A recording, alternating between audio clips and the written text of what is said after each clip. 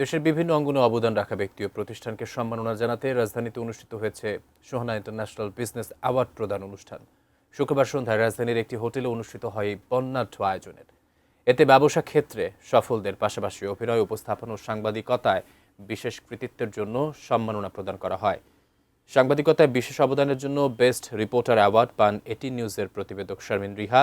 এছাড়া এটিএন বাংলার সংবাদ উপস্থাপক সিনথিয়া হক ও ভাবনা আহমেদ সহ বিশিষ্ট অভিনেতা, এটিএন বাংলা ও এটিএন নিউজের চেয়ারম্যানের উপদেষ্টা দিয়ে তায়েবকেও সম্মাননা দেওয়া হয়। আজীবন সম্মাননায় ভূষিত হন বরেণ্য চলচ্চিত্র অভিনেতা, বীর মুক্তিযোদ্ধা মাসুদ পারভেজ সোহেল রানা।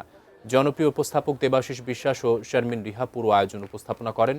পরে মনোজ্ঞ সাংস্কৃতিক পরিবেশনায় শেষ হয় জমকালো এই আয়োজন। এই সংগঠনের তিনি মালিক আমাদের আকাশ ভাই এবং লোকনা আপু, তারা বারবার অ্যাওয়ার্ড প্রোগ্রামটা করছে, যোগ্য মানুষকে এনকারেজ করছে, যোগ্য মানুষ খুঁজে বেড়াচ্ছে। এখন খুঁজে খুঁজে অ্যাওয়ার্ড দেওয়ার অর্থ হলো কমিটমেন্টে যাওয়া, ভালো কমিটমেন্টে যাওয়া। এই প্রফেশনে এসেছিলাম আমি যে ইম্প্যাক্টফুল কিছু কাজ করার জন্য। যেহেতু আমি প্রাইভেটে কাজ করি, সেহেতু আমি সবসময় চেষ্টা করি আমি আমার কাজের মাধ্যমে সমাজ এবং রাষ্ট্রের জন্য কিছু করার জন্য। যেকোনো স্বীকৃতি আসলে কাজের অনুপ্রেরণা এবং দায়িত্ব আরো বহুগুণে বাড়িয়ে দেয়। অ্যাওয়ার্ডটি আমার পরিবার এবং আমার অফিসের টিমকে উৎসর্গ করলাম।